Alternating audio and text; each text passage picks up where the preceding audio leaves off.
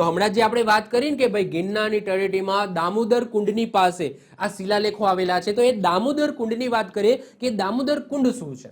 તો જુનાગઢ શહેરથી ગિરનાર તરફ જતા સોનરખ નદીમાં આવેલો આ દામોદર કુંડ, જેના કિનારે તમને દામોદર રાયજીનું મંદિર જોવા મળશે.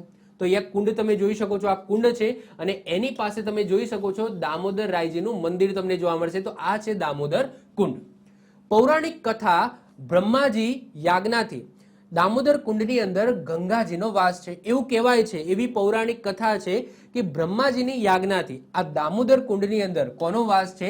તો ગંગાજીનો વાસ છે, એટલે કે ગંગા નદીનું પાણી હોય એવી માન્યતા છે. આ કુંડમાં અસ્થિ પધરાવાથી તે આપમેળે ઓગળી જાય છે તેવી પણ માન્યતા છે. એટલે કે કોઈનું મૃત્યુ થયું હોય અને એની જે અસ્થિ હોય, જે અવશેષો હોય, એને જો આ કુંડની અંદર તમે પધરાવો તો એ ઓગળી જાય છે આપમેળે, એવી માન્યતા છે.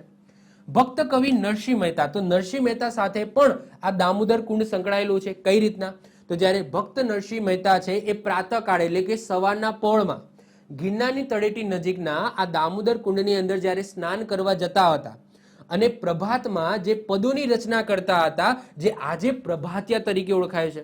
નરસિંહ મહેતાના પ્રભાતિયા બધાને બહુ ખબર જ છે. તમે સવારમાં તમે યુટ્યુબની અંદર સર્ચ કરો નરસિંહ મહેતાના પ્રભાતિયા અને તમે સાંભળો, આમ મંત મુગ્ધ થઈ જઈએ, આમ તમારી સવાર થઈ જાય.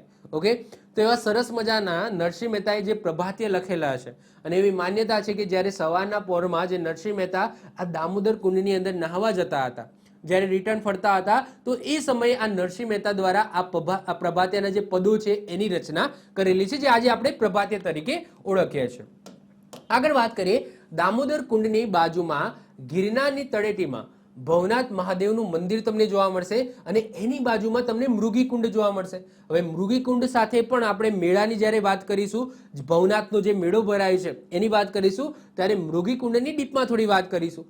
તો એજ ઓફ નાઉ તમે સમજી લો કે મૃગીકુંડ પણ તમને અહીંયા જોવા મળશે, જેમાં મહાશિવરાત્રીના દિવસે દિગંબર સાધુઓ છે એમના સ્નાનનું મહત્વ છે. અહીંયા તમે જોઈ શકો છો, આ રહ્યો. ઓકે, આ મૃગીકુંડ છે, આ તો દામોદર કુંડ છે, આ મૃગીકુંડ છે. તો આ દામોદર કુંડની બાજુમાં તમને ભવનાથ મહાદેવનું મંદિર જોવા મળશે અને ત્યાં જ નજીકમાં તમને મૃગીકુંડ જોવા મળશે. અને આ મૃગીકુંડનું મહત્વ છે એ ભવનાથ મહાદેવના મંદિરની અંદર જે મેળો ભરાય છે મહાશિવરાત્રીના રોજ, તો એ વખતેનું એનો ખ્યાલ આવે છે, જે આપણે મેળાઓવાળા વિડીયોની અંદર જોઈશું. મહાશિવરાત્રીના આ ભવનાથ મેળાને રૂપાણી સરકાર, જ્યારે વિજયભાઈ રૂપાણી હતા, તો એ સરકાર દ્વારા મિની કુંભ તરીકે એનો દરજ્જો મળેલો છે. એની વાત પણ આપણે મેળા જ્યારે ચલાવીશું ત્યારે કરીશું. ગિરનાર પર્વતમાં ભગવાન દત્તાત્રેય સાથે સંકળાયેલ કમંડળ કુંડ આવેલું છે, જ્યાં અન્ન ક્ષેત્ર ચાલે છે.